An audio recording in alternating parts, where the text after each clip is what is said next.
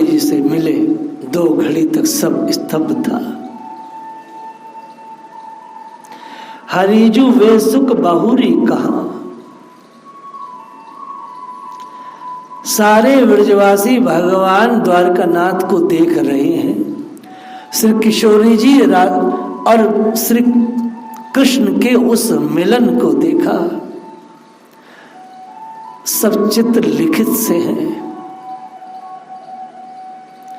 प्रिया प्रीतम को इस तरह मिलते देख के सभी ब्रजवासियों को सुख मिला है, आनंद मिला है। उस आनंद को सूर्य जी ने कहा है कि मैं लिखने में असमर्थ हूं। सूर्य जी कह रहे हैं मैं इस आनंद को लिख नहीं सकता, बोल नहीं सकता, कह नहीं सकता, गा नहीं सकता। कौन से आनंद को? आनंद घन अपने आनंद से मिले हैं। आनंद आनंद से मिले तो कौन लिखे भाई? भरत जी और राम के चरित्र को गोसाई जी बोलते मैं लिख नहीं सकता, गा नहीं सकता। महारानी द्रौपदी बन देवी के चरित्र को लिखने में व्यास जी कहते हैं असमर्थ हूं, वाम स्वभावा। ऐसा स्वभाव संसार में किसी स्त्री का नहीं हो सकता। 5 शब्द पढ़े हैं पुत्रों के और कहती है अष्टामा से जय श्री कृष्ण, आओ स्वागत में।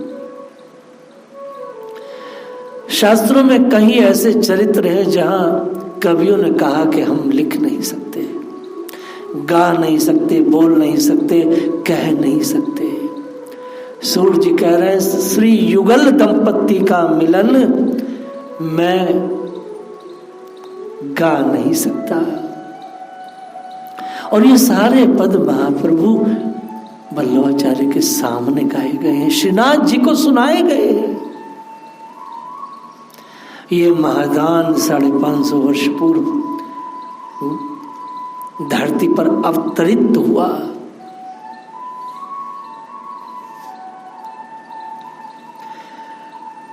तभी श्री मनसुखा ने कहा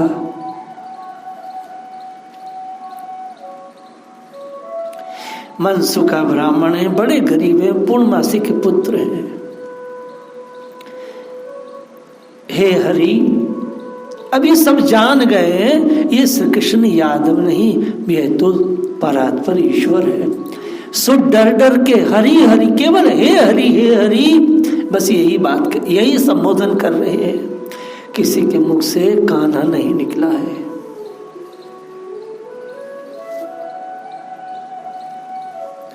मनसुखा कहते हैं हे हरि, वह सुख क्या फिर हमारे भाग्य को प्राप्त होंगे? मानो भगवान पूछ रहे हो कौन से सुख? यद्यपि आज हम आपको अपने सामने खड़ा देख रहे हैं, आप हमसे मिले हैं वैसे ही मिले जैसे पुरातन प्रेम था। लेकिन हे हरि, आपको राजा के रूप में हम न कभी चिंतन किए हैं, न कभी भाव आया है। क्या वो पुराने दिन लौटकर आ सकते हैं? कैसे? जो आपका नटवर नागर रूप था। क्या हरि आपके उस नटवर नागर रूप को हम देख पाएंगे?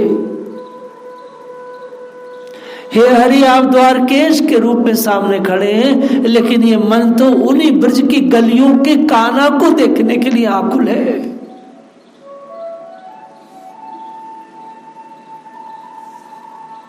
जब आप गलियों में, कुंजों में, निकुंजों में, वनों में दीला करते प्रभु, आपको देखते देखते मन वहीं चला जाता है कृष्ण। आप सामने आने के बाद भी दर्शन जो है, मन की ललसा, मन की और आंख की जो प्यास है वो बुझ नहीं रही है। आपको देख के भी नहीं बुझ रही है हरि। आपको देख देख के मन वही जा रहा है जहां कभी हमने जीवन जिया था हरि, 100 वर्ष पहले।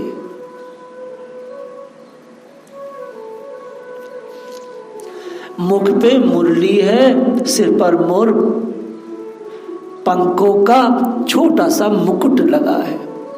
हे हरि, आज आप सुंदर बड़े बड़े माणिक्यों की माला धारण किए, लेकिन वही घुंघचियों की माला पहने। घुंघची समझते हैं ना, वो तालाब से निकलती हैं कि सब छोटी छोटी सी शंखों जैसी, गरीब ब्रजवासी उसको पहनते।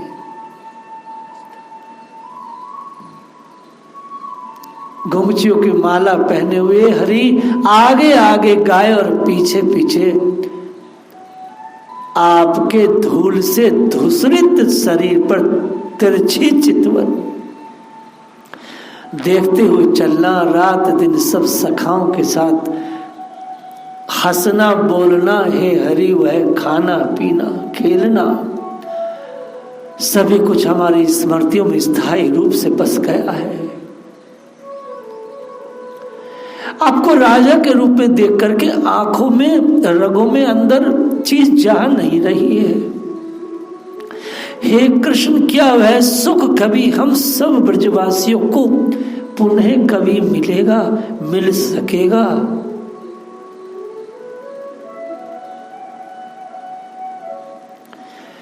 भगवान मनसुखा की बात को सुनकर इधर उधर देखने लगे। भगवान कुछ कह नहीं पा रहे, क्योंकि वह बीते हुए दिन कभी लौट के नहीं आ सकते किसी के भी।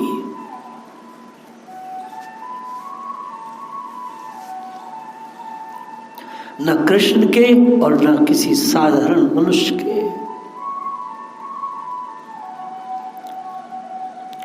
श्री रुक्मिणी जी राधा रानी से परस्पर इस प्रकार मिली मानो बहुत दिनों की बिछड़ी हुई एक ही पिता की दो बेटियां हो, क्यों ना हो।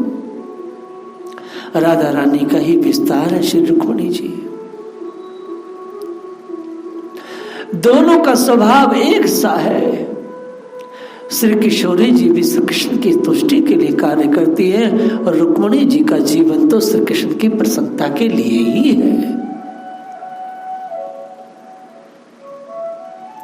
और दोनों ही श्री कृष्ण की प्यारी है। देखने में दोनों का शरीर अलग अलग दिखाई पड़ता है, लेकिन सूर्य जी ने कहा है ये दो शरीर जरूर है, लेकिन प्राण और मन दोनों का एक सा है।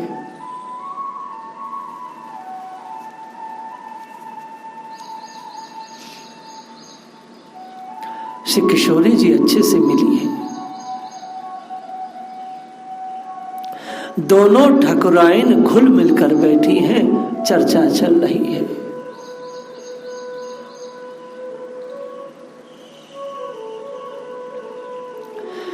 राधा तथा श्री कृष्ण के मिलन का वर्णन करते हुए बड़े बड़े कवियों ने साहस तो किया, लेकिन कोई कर न पाया। किशोरी जी कृष्ण से मिले, कृष्ण किशोरी जी से मिले। एकात्म रंग में रंगकर राधा माधव हो गई और माधव राधा हो गए। दोनों की कीट भ्रंग जैसी गात हो गई। राधा माधव, माधव राधा होकर तद्रूप हो गए।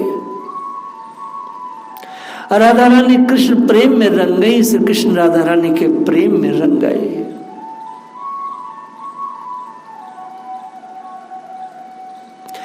माधव और राधा रानी की यह लीला नित्य है, प्रतिपल है, क्षण क्षण है। यह लीला उनकी नित्य निरंतर है। एक पल के लिए भी उनकी ये लीला बंद नहीं होती है, आज भी हो रही है। ब्रज के रसिक महात्मा बताते हैं आज भी निरंतर श्री कृष्ण और राधा रानी की लीलाएं ब्रज के निकुंज में हो रही है।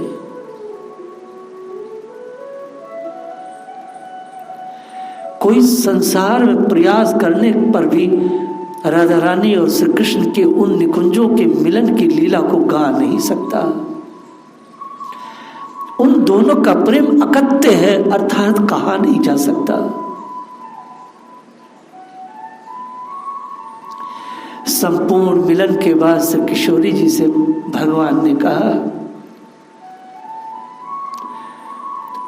हे किशोरी, तुम में और मुझ में कोई भेद नहीं है, कोई अंतर नहीं है। सारा संसार ध्यान से सुनो, भगवान बिल्कुल इस तरह से बोलने लगे जैसे आचार्य शुकदेव कहते हैं जैसे पृथु महाराज ने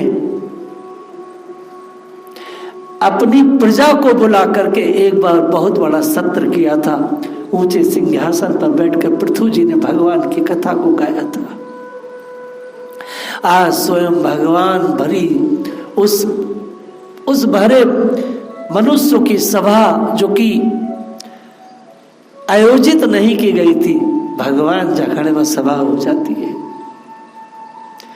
भगवान बड़े गंभीर वाणी से बोले, सुनो, मैं और किशोरी अलग नहीं है, दोनों एक है।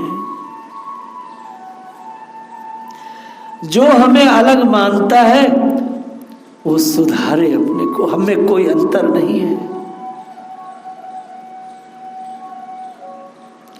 भगवान ने कहा मैं परम ब्रह्म हूं और राधा मेरी शक्ति है। इतना सब कहने के बाद भगवान ने श्री किशोरी जी को उनके नित्य निकुंज महल में भेज दिया। माधव और राधा रानी का ब्रज का विहार नित्य है और निरंतर नवीन बना रहता है।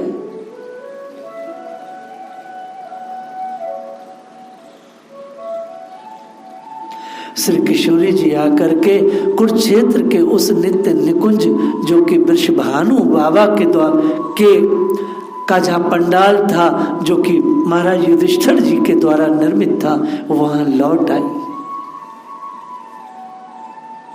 लौट करके विचार करती है एकांत में। समस्त गोपियों का युद्ध साथ है, सब लोग साथ हैं। श्री किशोरी जी सोचती है,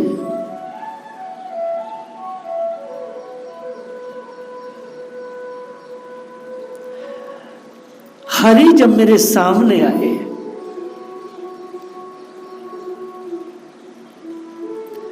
तो हे सखी मैं उनकी कुछ सेवा न कर सकी।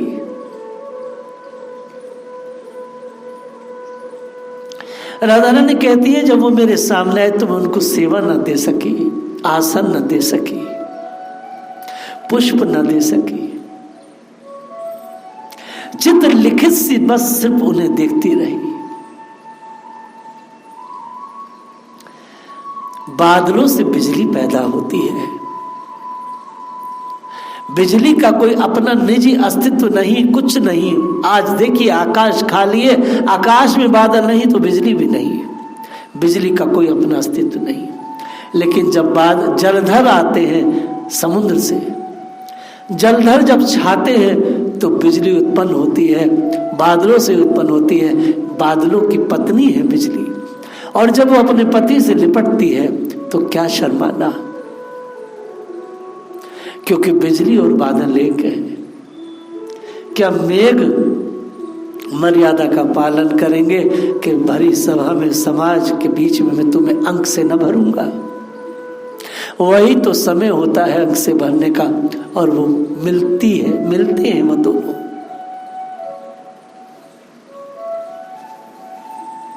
राधा रानी कहती है श्री कृष्ण ने मुझे अंग से तो लगाया, मेरा अनुमोदन किया, मेरी क्रियाओं का अनुमोदन किया। हे सखी मगर मैं उनको कुछ सुख न दे पाई, उनसे कुछ बोल ना पाई, कुछ कह ना पाई, दिल के दिल में रह गई।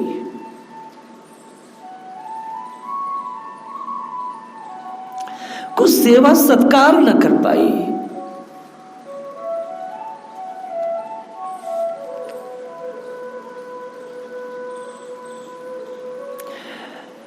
अपने कमल कुटी रूपी हृदय में जो आसन था,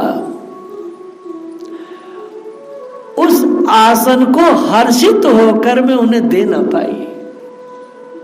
इसका अर्थ क्या है?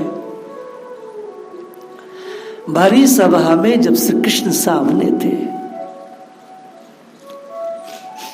आपने पद सुना होगा अभी 20 दिन पहले, जब भगवान किसी गोपी के घर पहुंचे तो सास ससुर देवर जेठ सब बैठे थे। सखी कहती है अचानक श्री कृष्ण जब मेरे घर पहुंच गए तो मैं क्या करती,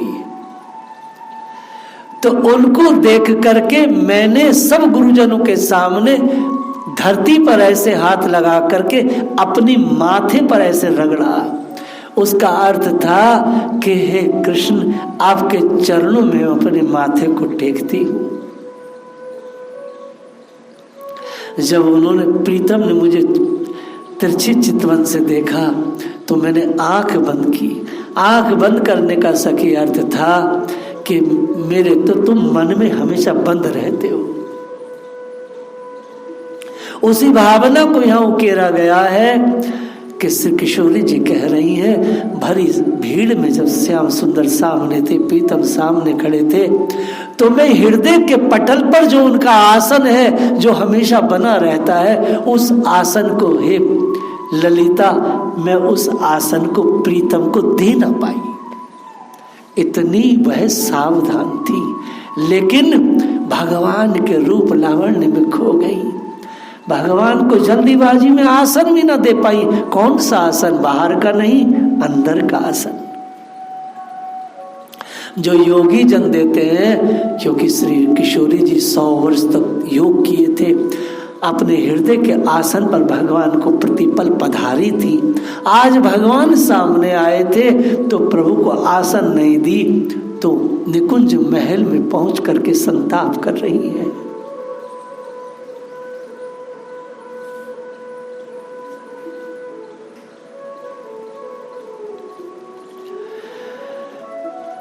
उन पर मैं प्राण न्योछावर न कर पाई।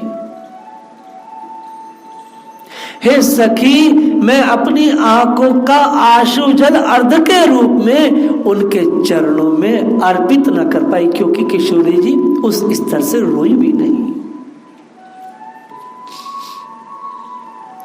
केवल आंखों से बहती जलधारा लिए बैठी रही, अर्पित न की। हर्षातिरेक में कचकुल के बाहर तोड़कर कुछ रूपी कलश प्रकट नहीं हुए। अर्थात किशोरी जी कहती है, मेरी छाती फटी क्यों नहीं? उनको देख करके छाती फटनी चाहिए थी। अब अपनी करनी समझकर मन ही मन लाज उत्पन्न हो रही है। हे सखी, कृष्ण का मुख देखते ही मैं कुछ ऐसी मतिहीन हो गई कि निरपेक्ष भाव से अलग सी खड़ी रह गई, कुछ भी कर न सकी, कुछ बोल न सकी।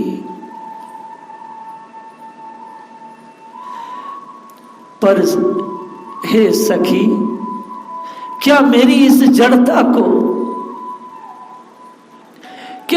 जड़ता को संसार मंगल में मानेगा? क्या मेरी इस जड़ता को संसार मर्यादा की लीला मानेगा? सखी, ऐसी मर्यादा को तो चूल्हे में झोंकना चाहिए। यह मर्यादा से कृष्ण क्यों खुश न कर सकी, तुष्ट न कर सकी, उनको इसने प्रेम न दे सकी, उन पर न्योछावर न हो सकी। ऐसी मर्यादा का क्या करना है?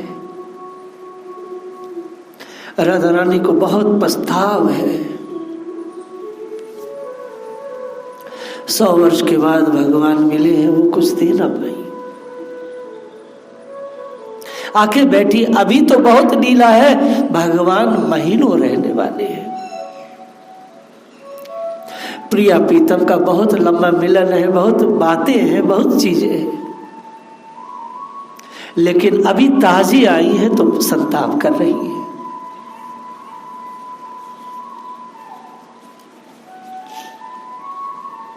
अभी ताजी आई है तो संताप कर रही है।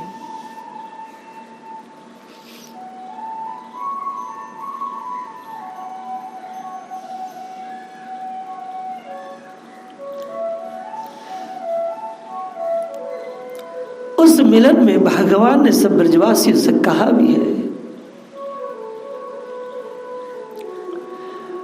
किशोरी जी कहती है, सखी, उन्होंने क्या सुंदर कहा।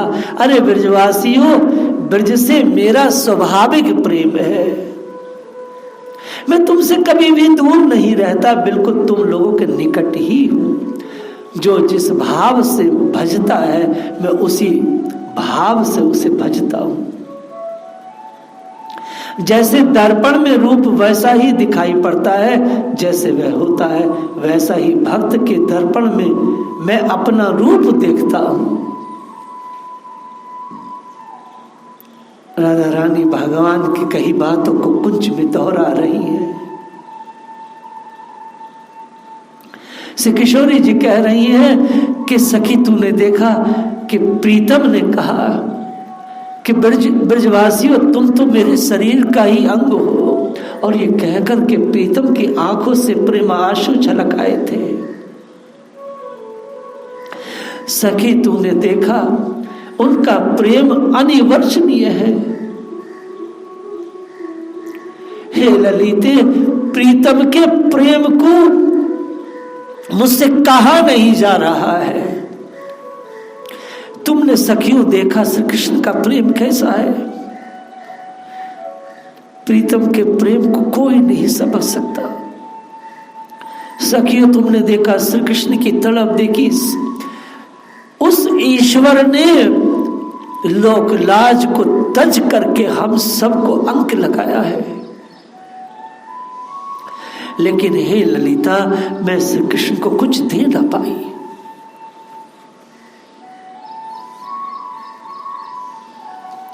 कृष्ण 100 वर्ष के बाद हमारे सामने आए, हम उन्हें कुछ दे ना पाई। लाज के मारे हम खड़ी रही, ठिठकती रही, देखती रही।